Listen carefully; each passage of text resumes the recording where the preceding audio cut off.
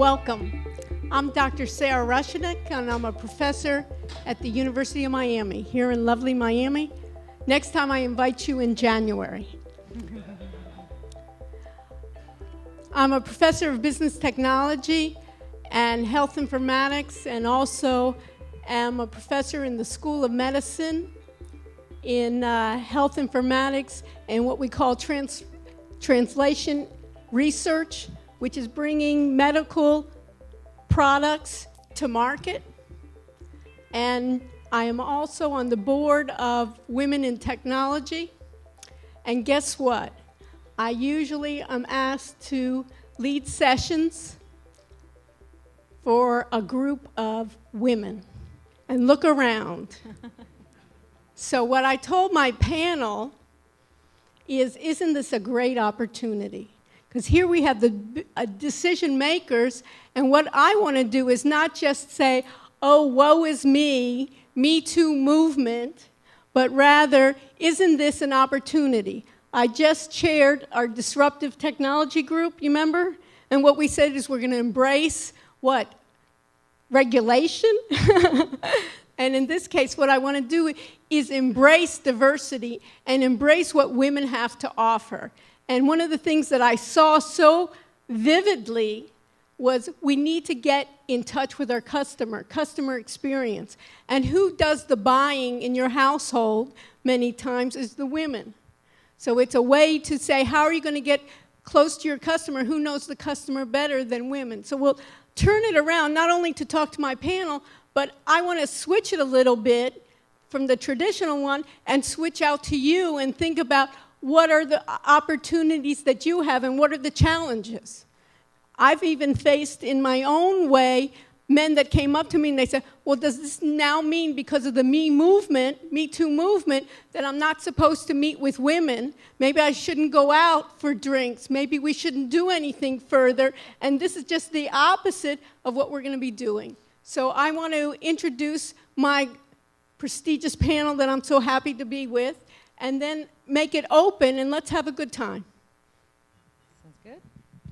Hi, everyone. Good afternoon. My name is Sol Rashidi. Born and raised in Cali, moved to New York City, had a lot of fun, just recently moved to Miami, took on the role as the Chief Data and Cognitive Officer for Royal Caribbean. I was part of the first-gen leaders for taking Watson to market. If anyone's ever heard of Watson, it's sort of where we failed and failed fast. It was good times there. That's where we really learned what works and what doesn't work.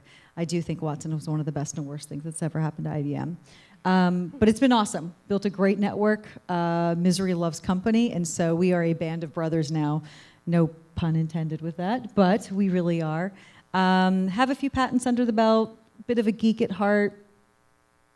Just, yeah, data's sort of accidentally what I went into. Chemical engineer to start, wanted nothing to do with chemistry or engineering. Became a project manager, and I'm like, oh, I kind of like directing. This is pretty awesome.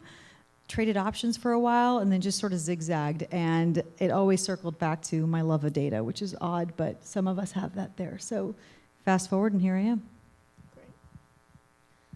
Hello, everybody. I'm Nicky Katz, VP of Technology at the Walt Disney Company, and where I'm responsible for much of our media properties and e-commerce. So I run platform technology teams and consumer-facing tech teams there. My background, since we're doing the whole background thing, I knew I was going to be a nerd early on. So I got into coding as a kid, and I kind of never really stopped, although really the last time I coded, you don't want to see the output of that. My code's real bad these days. But yeah, so I've been at Disney for almost 7 years, leading various teams there through multiple transformations, looking at new technologies, AI, machine learning. Prior to that, I was there as we made the transition to realizing that gaming is now all mobile-based, et cetera. So transformation's been the game there for many years. I also moonlight as our head of Women in Technology. I founded the organization. It's now almost 1,000 strong. And we're continuing to look at how we can create a more diverse workforce that better resembles our consumer base. And this is within Disney? Within Disney, exactly, although we do a lot of work in the community as well. And so, yeah, it's lovely to talk to you all today. Hi, everyone. I'm Lisa Kerns. I'm the Chief Information Officer for Fareway Stores. Fareway is a meat and grocery retailer, headquartered a little bit north of Des Moines, Iowa. We've got about 120 plus stores in 5 states in the Midwest. Very traditional retailer, been in business since 1938, a family-run business. Most of the people that I work with are 4th generation grocery people, mostly men, by the way. In fact, I'll tell you a little story. My first day, I am, by the way, the only female C-level executive for the company. There aren't that many of us. There's only 4 total. And I am the only executive that they've ever hired from the outside. Almost everybody has grown up through the company as their fathers did and their grandfathers did. So on my first day, I showed up and they introduced me to the managers meeting, which was all of our regional supervisors were there.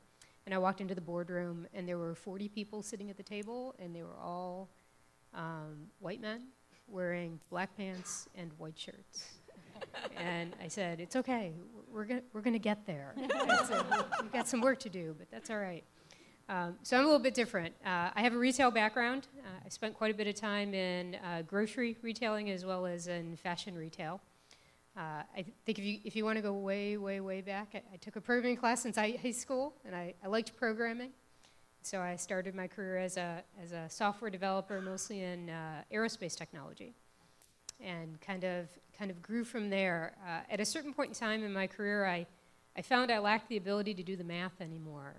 My head just unwired itself from heavy mathematics, and I started to realize that there were people on the earth, and people figuring out how to market to people and get people to do things and sell them things was kind of cool. So I made the switch over to retail, and I love it.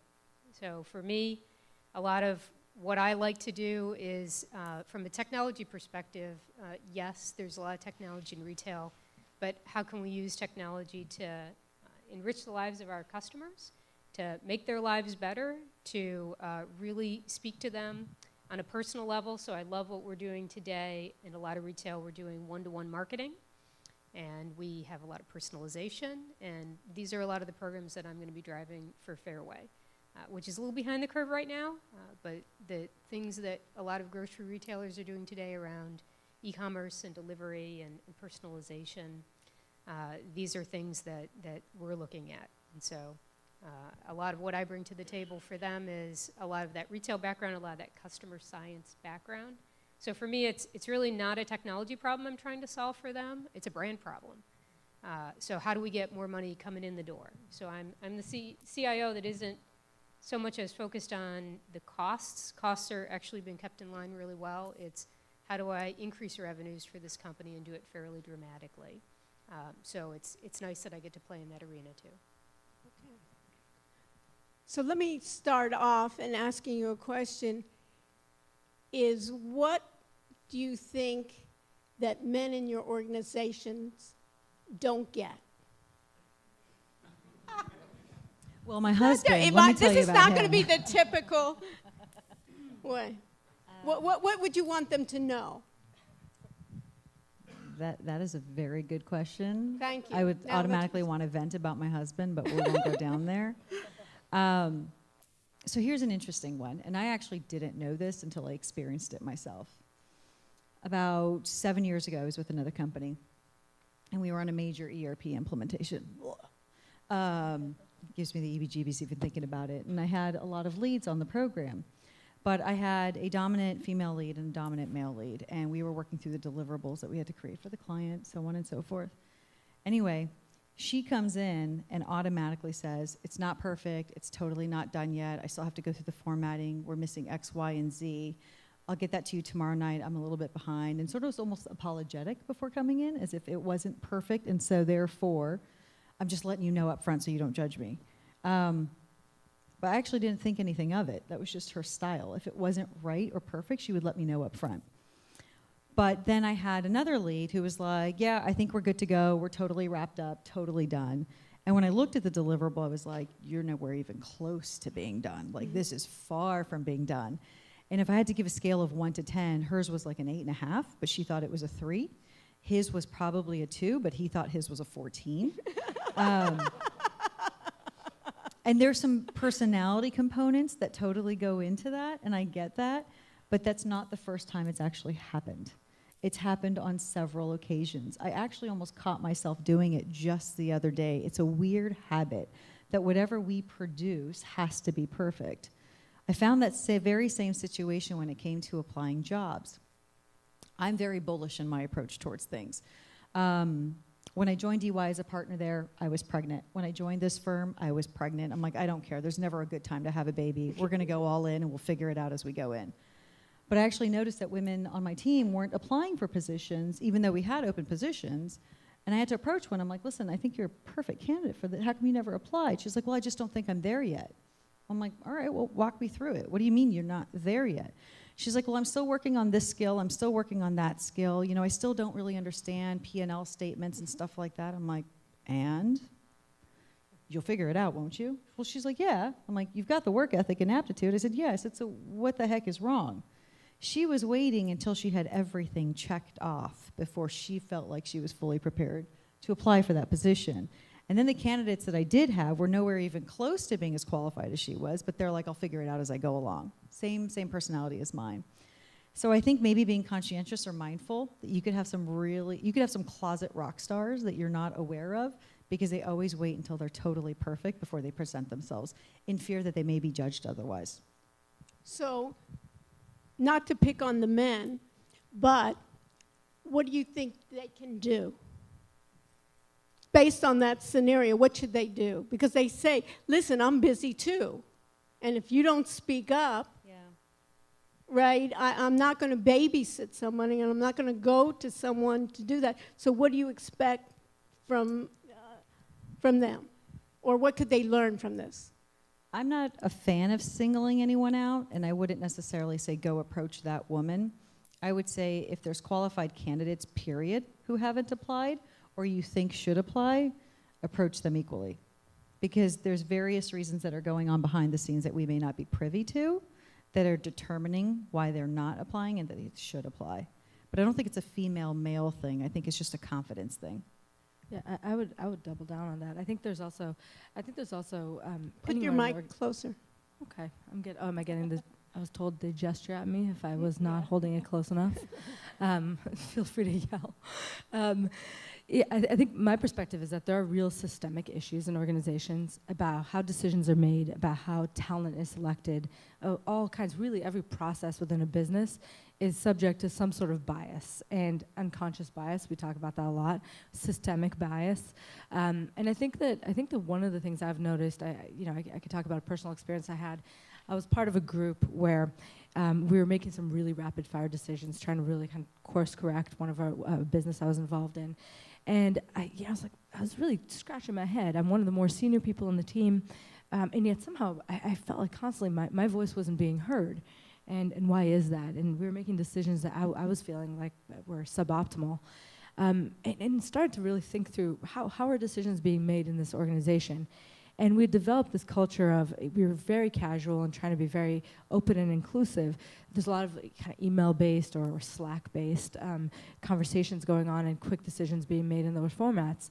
But what happened was, when you're making these kind of loose, when you have these loose processes without key decision points and key process around how decisions are made, oftentimes it's he or she who yells the loudest, or whoever gets to their email first, or whoever has a more convincing argument via email, not who's the most qualified to have a perspective on this particular issue, or who is making, who's bringing the best data to bear on a particular decision. And so we kind of rewired how we're making decisions, really defined who the decision makers are in specific areas, changed the outcomes completely for the better. And I think it's to me in general, this conversation around, what can men do? It's not even what men can do, it's what everyone can do. I think people have to start looking at diversity. We all, there's no one in this room who would raise their hand and say, I'm anti, I don't think that's a good idea. We shouldn't have women in the workplace, that's a bad idea. But there's even fewer people, even if you're thinking in the back of your heads, there's even fewer people who would say, we need to have less ideas. We need to have less diversity of ideas. That's going to make a better business. And I think that you got to start, we got to start connecting the idea that diverse ideas and diverse approaches and creative solutions come from having multiple perspectives. And the more perspectives you can garner in any conversation, the better the outcome will be.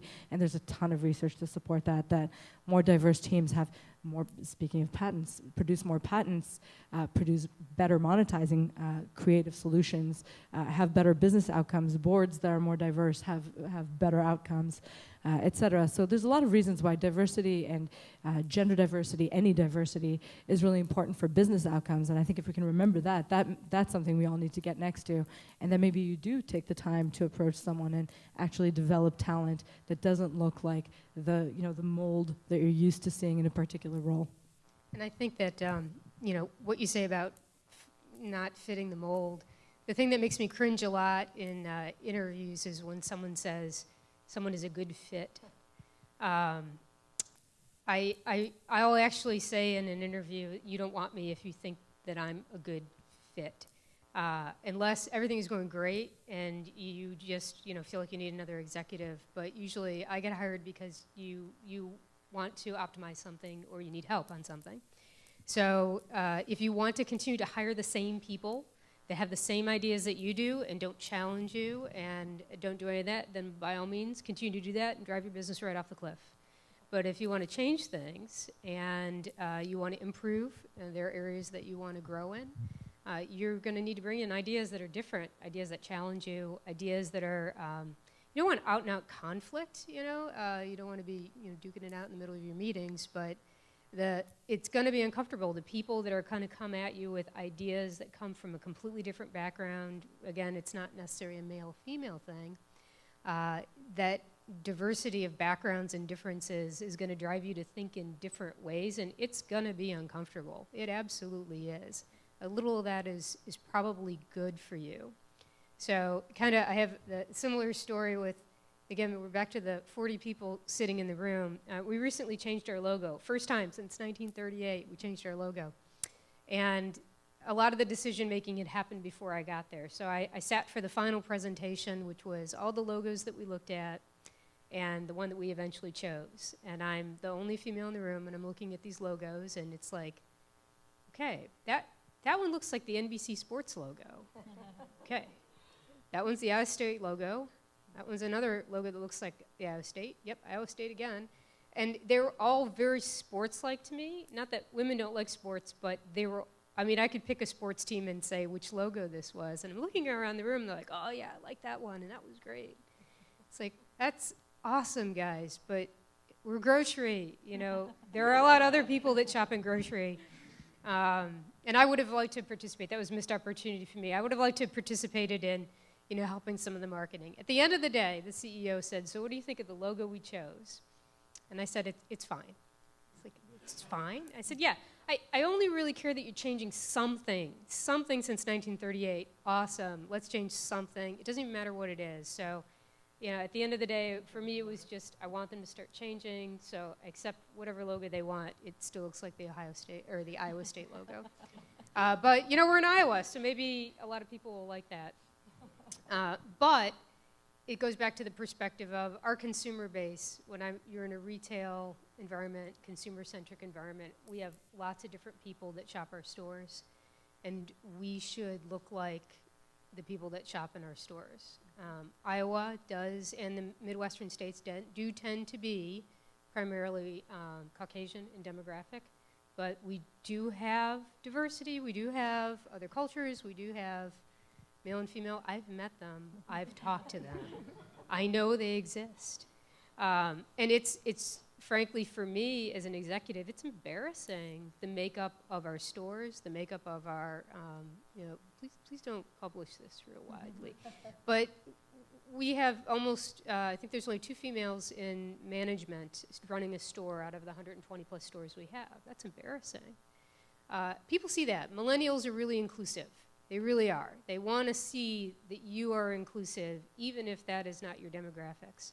So not necessarily my primary role, but it's something that I have to teach them that, how you appear to others on the outside is very important, not just that it can help prove your decision making, it can help improve the marketing we do to have that diversity of ideas. Are these messages compelling to our consumers? I want go back, because sometimes people tell me maybe women aren't just interested in tech. And there's a point, and I'll give you an example.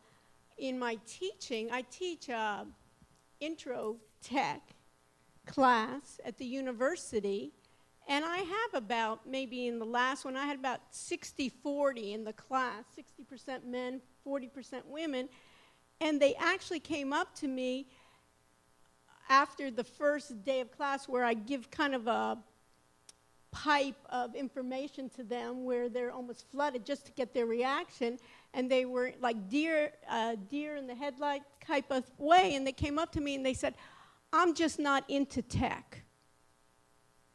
Tech is not my thing. And these were millennials, right? There were 18, 19, 20-year-old women that came up to me and said, we're not into tech. And I spent a good portion of the seminar on blockchain. I made them, I said, we're going to get into blockchain technologies, and your project's going to be blockchain. And then they were just so confused, and in the middle of the semester, they came up to me, and they said, I said, well, what are you into? And she says, well, I'm into marketing. And I said, let's do some research on marketing. You think blockchain can be part of marketing?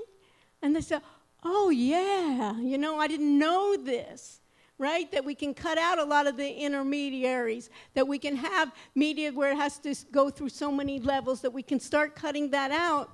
And I just had another woman this, at the end of the semester, it was just a couple weeks ago, she wrote me an email and she said, I just want to let you know, Dr. Rushinek, that, and again, the same thing, I didn't think I was into tech, but I took an internship for, as a marketing internship for a company called Convolt.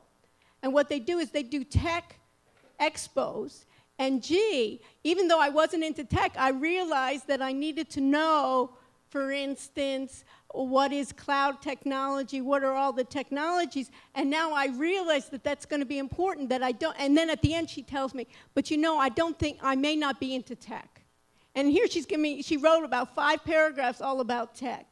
So I think it has to be couched somehow differently, that think about, you would tell any, and especially millennials, right, that you're not into tech. Have you ever seen that they communicate? I still can't believe when I sit in Whole Foods, right, they're sitting with each other and they're speaking to each other through their phones, right? They're texting to each other, right? I said, well, you know, we have eyes, right? We have speech, right? We can talk about it. So I think we need to address, especially women, why there's not a representation, that they can contribute a lot, not just per se on being the geeky coder that some women are, but that it can be valuable technology throughout our whole lives. And I think that has to be more enticing to us, in which way we can say that. And I wanted to hear some of your... That's just show of hands, forgive me. Yeah. How many folks have children in the group? Okay, of those hands, how many of you have sons? How many of you have daughters? Isn't there an inherent way, like you just treat them differently? You can admit it, because I do. Yeah, I had course. absolutely no freaking clue. I don't think it's that women aren't into tech. I just think we expose them really a lot later in the game.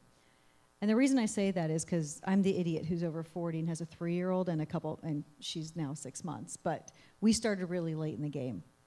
And from the day he was born, I've always been a tomboy. Always grew up with guys. All my friends were guys. Played sports with guys. It was just, for me, the tech world was just, it was home. Never knew anything different. Went to the financial industry, killed it there too, because it was just all guys. So I've always grown up, so I never knew anything different. When my son was born, the way I treated him was just like, hey, you got to be strong at this, you got to be great at this, let's play ball, let's throw the football, I have a great right arm, I played NCAA water polo. Like, it was just, we just did stuff differently. When my daughter was born, I was actually a little bit nervous. I actually didn't know what to do with my daughter. But then as she got older, there was just a level of sweetness, softness about her. And she's fierce. She's more fierce than her brother. But I still treat her more tenderly. And we subscribe to like a monthly thing that's delivered, and it's like an engineering toolkit in a box that we could do with the kids. We did it with our son. Of course, our daughter's a little bit younger. She wouldn't know what to do. She's barely eating on her own right now. But I was thinking about, would I have ordered that toolkit for her? The way I'm treating her is definitely not the way I'm treating my son. And I started noticing that I'm exposing my son to things that are just totally different than my daughter. And I would never have caught that until I started attending conferences and women technology and the different movements, girls who code. And me, who's in this world, I just wasn't even aware that you just fundamentally treat your children differently from the time they're born. And I really think that the exposure has something to do with it. It's not that they're not into tech. It's impossible to live today without having some sort of confrontation, conflict, exposure, usage, utilization with a piece of technology. She already knows how to turn on the phone and she's 6 months. We don't even give her the phone, but she'll find it, gravitate towards it, and she knows to swipe. It's odd. But I do think that the exposure really starts at a young age. And what you think you may be treating them the same, but you actually don't. There's just idiosyncrasies that occur. And I think that's where it all starts. They don't get the exposure as early from the household, so by default, they don't think that they're necessarily competent or capable, or they're just not interested. They don't even know if they're interested. You haven't exposed them to it yet. And I really do think it starts at the parenting level. I don't think it actually starts at high school. I don't think it starts at college. I don't think it's postgraduate work. I really do think it starts at the household and sort of the unbiased, subconscious unbiasedness that occurs when they're at a really young age. I agree with that. I think there's a lot of research that shows that there are differences country to country in how boys and girls look at kind of the necessary building blocks behind technology, specifically math and science. And one of the things I find interesting is that the US, for all of our advancement, we really lag in parity between the genders in understanding and joy in these specific fields. So I grew up in Israel, and I can speak to what that was like for me. Israel is much more, at least when I was a kid, I think it's changing for the worse, but when I was a kid, it was a much more equal playing field for boys and girls. There was, I think we pretty much, I don't think you could tell the gender of a child when I was growing up by how they dressed or how they acted, etc. We didn't have this idea of, the US people are like, oh man, I'm scared of math, or I don't like math. You didn't have that option growing up in Israel. You were just going to do math. Math is just something you do, because what is the difference between math or English or anything else, any other subject we study? There's no fear. There's understanding or not understanding. There's practice or not practice. That's all there is. And so I think there's a big difference. In Israel, I grew up not thinking that there was any choice in the matter of whether you were going to do math or science. You were just going to do it. And it didn't matter whether you were a girl or a boy. You were just going to do that because that's part of the curriculum and expectation. Also, I think, the other thing I'd say, and kind of going back to your point earlier, I think that it's also an application. So working at the Walt Disney Company, everything we do is about storytelling, right? We're known for our brands, our IP, our franchises, the stories we weave and tell that are part of every kid's upbringing. Technology melts into the background. Technology is not supposed to be part of that story. It's supposed to enable it, and if we do our jobs right, you don't even know it's there. And I think that is something that is also an equalizer, is when you don't worry about tech for tech's sake, and instead you worry about tech in service of, in our case, a story, an experience, whatever it is. Solving it really I think it's solving really a solution and not just frame it as tech. But and I just it want to changes the outcome. It changes the outcome, and it makes it more interesting to a more diverse group of people. But I'm familiar with Israel because I've taught in my undergraduate from Tel Aviv University, and I've taught and I've counseled a lot of tech companies from Israel. But still, when you look at all the IPOs, and my brother-in-law had the largest IPO from Israel, Mobileye. If you look at all the players there, the C-suite, they're all men. So even though you say there is something of going up in weight, they're all men. Israel is just as chauvinist as any other place. Well, yeah, but I think it's beyond. There's something else. I wouldn't just call it chauvinist. There's getting in engineering school and getting the job done. I think there is something there, and how we can promote that. So I think that's a key. But the idea is, what can we do then in terms of education to turn that around, and maybe even in terms of mentoring, and maybe we can give some advice here that I think that is important. I think it starts at home. Yeah, but Teachers besides can home, enable. these people at work, right, that are important. They can deal with their own home, but it's what are we going to be doing in the workplace, or what can we do before to change that? Because I think we should look at it as more as what are we missing out? When we talk about solving a problem, we're missing out because we don't have women there. So I wouldn't say that it's more as it's chauvinistic and giving brand names, giving names to it, but what are we missing out and how can we encourage it? Is it because of, do we need some kind of mentoring system? Do you folks have some type of, I always hear about mentoring and I'm not even sure that's the method there that we have. Yeah, I didn't. So I could talk about something that we put in place at Disney that I think is interesting because it's a little different. And I think that I agree with you, by the way, it does start at home. But I think once you kind of get further along, it starts at home, it continues in schools. It spills over, yeah. Exactly. Right, It just but But there's continues. got to be a root somewhere. That's right. But one of the things that's interesting to me is we see a lack of gender parity in technology to this day. There's been hundreds of millions of dollars poured into this space trying to solve this problem or this gap, and yet you're not seeing it. You're not seeing the outcomes that you'd expect to see at this point after several years of these efforts. One of the things that I always think about is that it's not one solution, it's not one approach, it's really a combination. It's what you said, it's continuing on. We launched a program a couple of years ago that actually just takes a look at tech talent in a different eye, with a different lens. And so instead of looking at recruitment and let's look at my candidates and make sure that I'm putting in place some sort of diverse process or a diversity enabling process in hiring, we said, well, heck, we have a lot of really great talent here at the Walt Disney Company. We've got 200,000 employees. I'm sure there's folks there who are really talented and would be a great addition to our tech teams. And so we built a homegrown program to take women who are working in non-technical roles but have a passion for technology. Maybe they were that kid who decided the tech wasn't for them in college or whatever it was, but didn't pursue it for some reason. And we're giving them an opportunity. We retrain them, we rotate them, we create an apprenticeship, and it's been incredibly successful. We're now going through our second cohort, and I can say that the first one was small. We ran a pilot, 12 people, and of those, the women that are working, some of them in my organization as engineers now, software engineers, developers, who came through that program from backgrounds as diverse as, there were buyers for the Disney store, they were financial analysts, that were really diverse background. And these women are uniformly some of our most engaged, most intelligent, most promising, I'd say, folks in the team, because they're the ones that raise their hands. They want to learn more, and they've shown that through the process that they've come through. And all that's to say, I don't think there's a silver bullet for tackling diversity or looking at that. I think it's about how do we create work environments that are equal, processes that enable diverse thoughts and diverse opinions and reward that. How do we create learning and development programs that enable people to continue to grow? How do we look at recruitment? It's going to take all of that put together. So, quick question. How many of you guys actually hire folks and write the job descriptions? We did a little bit of an experiment. This was in a prior company of mine. We wrote a code base that essentially read all the unstructured data in a job description. And we hired a linguistic specialist.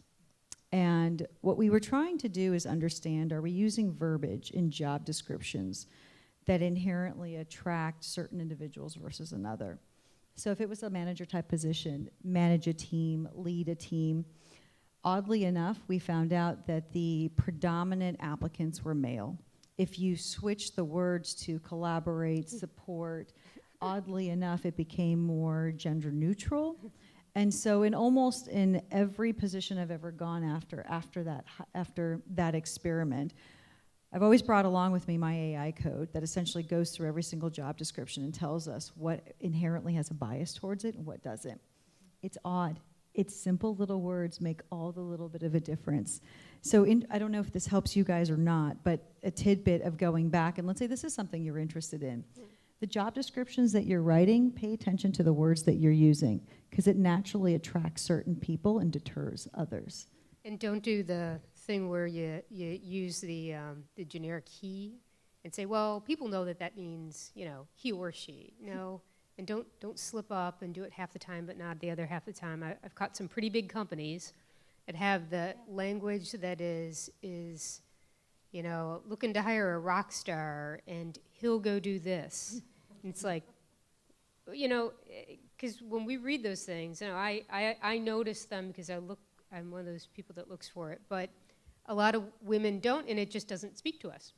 We say, well, that job isn't meant for me. They're looking, you know, for somebody else, whether I consciously am aware of that or whether subconsciously I say they're just simply looking for something else. So that's a very on point to say, you know, watch your job descriptions very, very carefully. And I want your AI code.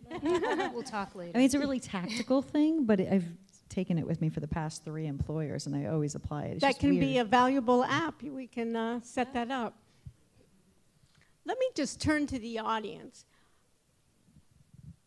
Who feels who can tell basically a story of where you're successful in your workplace? Is there anyone that wants to volunteer?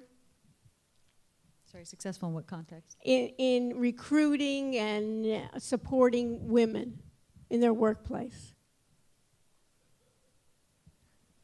Who's Here going we to have a- deny that they're not successful? Do you want to share Setting with someone us? up. Can we get a mic to him?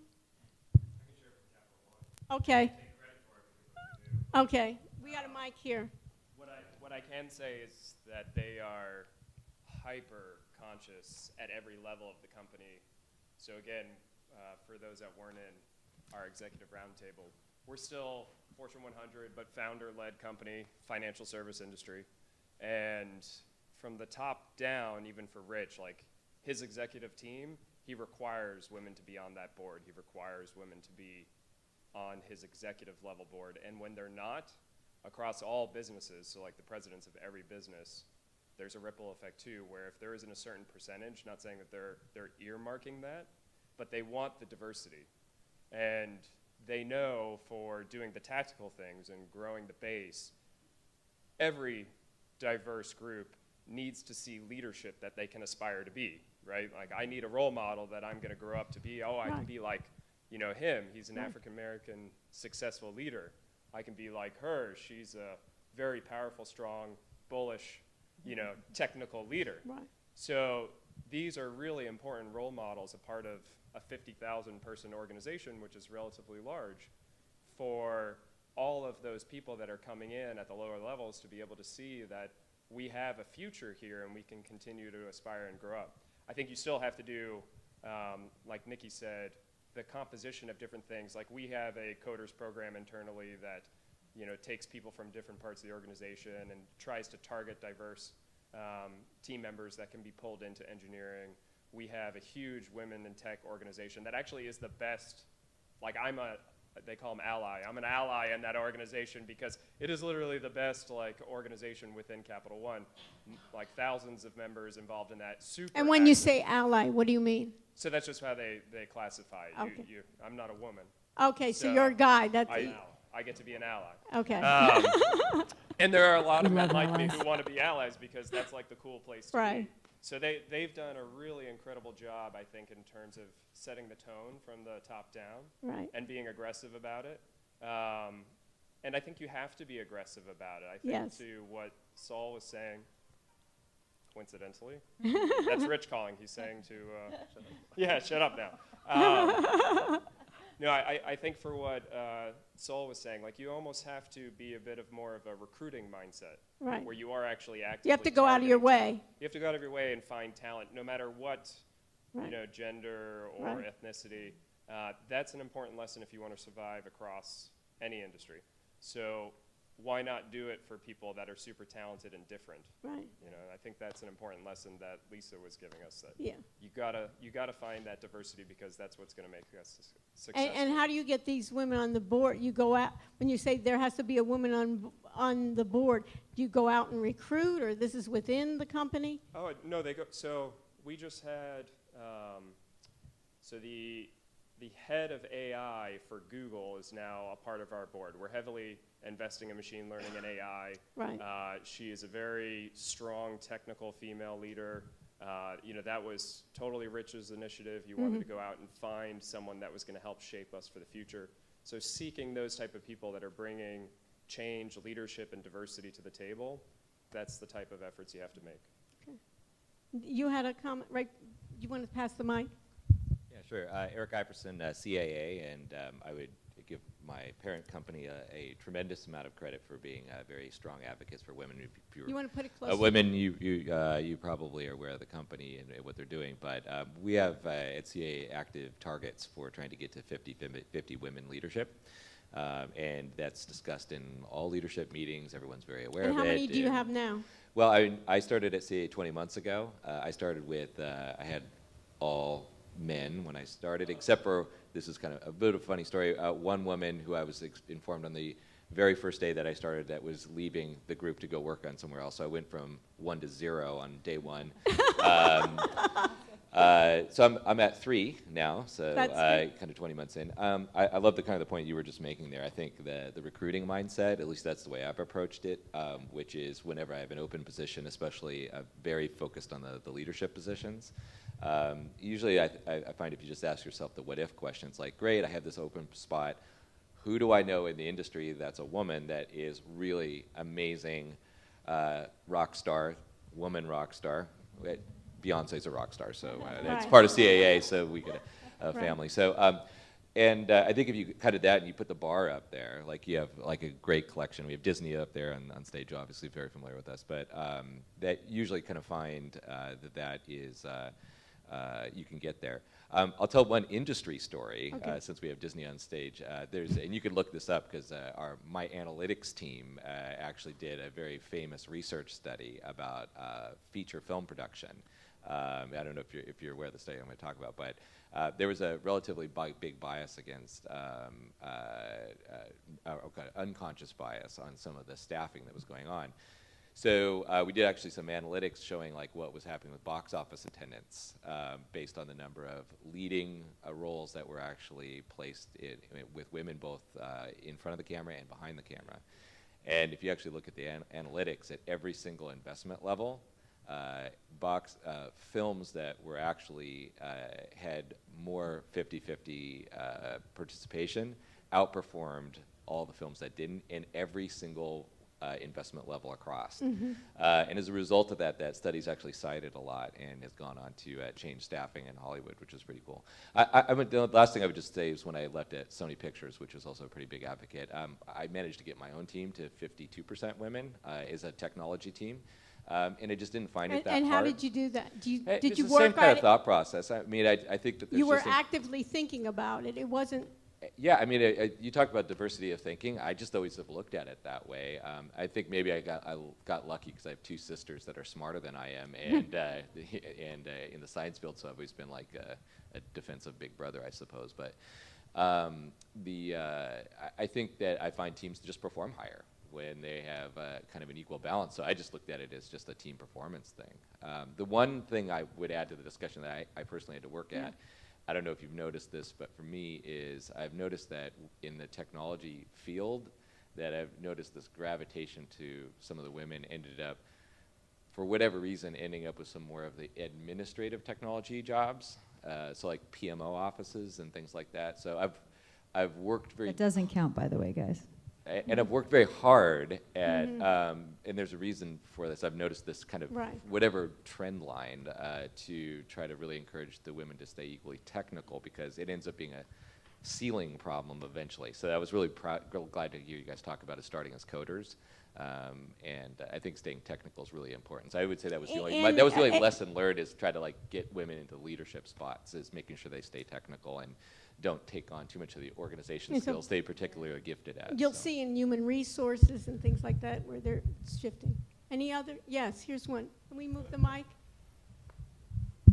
Because I think it's important to get your feedback. So I'm with Guardian Life, and we've been very focused on diversity for a long time. In fact, I think across all levels, the things that were talked about before have been done, and there was the board, our CEO is a woman. All levels, we have all types of diversity I'd like to go to, right? I think the problem that we're touching on here that we have not been able to affect, and we're active in Girls Who Code and in various organizations, our engineering schools simply are not diverse, No. right? And the candidate pools to get diverse panels Right. is very tough. I mean, you know, when I look at diverse panels, I'm lucky if 10% of it is diverse, right? And then we tend to have this drift towards not the technical, exactly what you were talking about before, into either supervisory roles or PMO type roles and away from the engineering and technical roles. So there's something going on that that's the one area where we would say, we're trying to affect it. We're trying to be out in the community doing work with that. But I don't think we've knocked that at all. That is a major problem. And I'm not sure if this is what's really going on. I can speak from my own experience in that I've been offered a whole lot of project manager roles. Even being the CIO, I have a lot of recruiters. Honestly, it's kind of a recruiter problem. I say, yeah, CIO, well, I got a really nice project manager role. How would you like that? And it takes a conscious effort on my part to say no. And even just getting to the CIO level required me to kind of not settle. I had a lot of people that wanted me to settle and wanted me to take that PMO job because I'm just good at organizing. I'm good at a lot of things. I'm good at mowing my lawn. I'm not going to go do that for a living. So, but it's naturally what people would offer me, and I don't know why, but I would get lots of offers for jobs kind of that nature. But and it's really hard, by the way, if you're not working, if you're on a layoff, and you kind of want money coming in, not to just grab those jobs. But this isn't just a female thing. This is for anybody out there. If you're going for a particular job, you really want that job. If you, at a certain level in your career, you settle for a lower position, it's really hard to get out of that and continue to go up. I think women, sometimes we're flattered by the offer. We take an offer. Hey, somebody wants me to do something, and I'm a go-getter. I'm happy to help, so I'll jump in and I'll help you. And instead, I'm giving up maybe the career track I need. So in my career path, I had to tell a lot of people, I'm flattered, I appreciate the offer, I'm going to do this instead. And so I think that's a good thing in terms of when you're looking for women in the organization. It doesn't count just to have them in the organization. Think of them in particular roles, to have that diversity at every level in the organization. But the flip side of it is, I think, like this. What is your name? John. John. What John was saying is he's looking for technical people, and if they were in engineering, he would hire them if they're qualified. It requires technical Yeah, I'm just knowledge. saying there's a pipeline problem. Right. And I think it's similar. I mean, if you were looking at the demographics of your class, Right. and look at the actual demographics of the entire university. Right. And then I look in the engineering department, and within the engineering department, a number of the women will go to industrial engineering rather than electrical engineering. So those are the keys. And maybe what we were talking about before, Sal saying maybe she should encourage then the daughter, right, to be the electrical engineer and not, but it is that problem. But what do we do about it now? There's something about the long term that we can do, but what can we do today? I think that if you look at the stats, you're completely right. I mean, today, 18% of computer science degrees are awarded to females every year. But there's a lot of stats that show that actually that attrition starts much earlier, to your point, and it continues way after. So in fact, even those few women who do make it through get into tech, the numbers are atrocious in the first 3 years as far as the drop-off, and they're even more atrocious in the 10 to 20-year mark, right where management, like senior management, starts to happen, and you see a 56% drop-off of females at that level, at that point in the career. And so I think this is, to my earlier point, it's not one solution, because I think you can always say it's a pipeline problem, and you're right. But it's not just a pipeline problem. It's a parenting problem. It's a cultural problem. It's a business problem. It's a development and recruitment and advancement problem. It's at every level you could tackle that problem and make meaningful change. And I think it's what is your horizon? What are you looking to do? When you invest in, when you run Girls Who Code, and you run like we host one at Disney as well, and a summer immersion program, and that's great. You're investing in talent. You're going to be recruiting in 6 years, right? Who will make a meaningful difference to your management track in another 10 years after that, right? But you can also be investing in people at your company today, engineers, female engineers that are about to drop out, and you don't even know they're about to drop out, but statistically you do know. So what can you do to make sure that doesn't happen? Or you're looking at your management ranks, which are completely devoid of females in most companies, and as you're hiring new managers, what can you do to identify them? So I think you can make a difference at multiple levels, and I think the other thing I'd add to that is that today, the stats are something like if I remember off the top of my head, there's 1.4 million tech jobs that are expected to be open in 2020. There's 400,000 CS graduates to fill them. So even if you look males, females, everybody, we got to get creative about who we're putting into those jobs. And for those of us who did come up with a computer science degree or a technical degree of some sort, how much are you using your bubble sort algorithm day to day? I mean, I know I don't touch it. And so I think that you got to ask yourself, like, really, in any field, how much are you using your college education, and can you be more creative with the types of people you put in who maybe have that critical thinking and that mindset that's going to make them really successful? You teach them a new syntax, and boom, you're off to the races. So I think that's where it's going to take some creativity to fill roles, period, but also with diverse talent. So yeah. Yeah, here we have a couple. One here. Why don't we start with a female right here in the back row? Here. Wait a minute. You want to get the mic so we can hear you? I was just going to say that I think that the last point you made was I've been thinking that the whole time, but I've just been kind of quiet, is that we have these job recs. And if you don't fit this job rec, A, B, C, don't look at the character, the work ethic, thinking that maybe she or he can do different things that, if we coach and we develop. So I think it's really, the job recs are so rigid that if you miss one bullet, you're out. But you can do the job. Like, I know I can do this job. I actually interviewed with one of the top universities in the country. I know I can do the job. Miss one little bullet, boom, you're out. So I think we need to really do that. Try to understand the character. Try to talk to people that know the person. Try to understand if they're willing to learn. Are they coachable? How do they communicate? All of those things. I think that's a really big thing that we really need to take into account. And what do we want in an organization is many of the skills that women excel in. When you think generally in terms of collaboration, in terms of support, and what you need in those organizations, you can see how valuable these may be. We had some other ones back here. And then also I want to add to that is, back to the point as far as, passively, there just aren't that many women in engineering. Supply and demand, retail here, you'd think that if it was a scarce resource and in demand, you would pay a lot more for it. But we know that that's not happening. So, when women hear that, they're going to work all this and, they're not going to get paid as much, that's, I think, creating some of the dropout rate too. But I challenge you to look at your salary rosters and see whether or not you have pay equity or whether your lowest paid employees in their categories are people of color and women. If you pay more for them, believe me, if you just to think like way wild, crazy, if you pay twice as much for those resources, you probably find a whole lot more of those people were going into that field. Fair or not, but. Hi, my name is Himanshu Arora. I'm from Healthcare Service Corporation, which is the parent company for Blue Cross Blue Shield plans in 5 different states.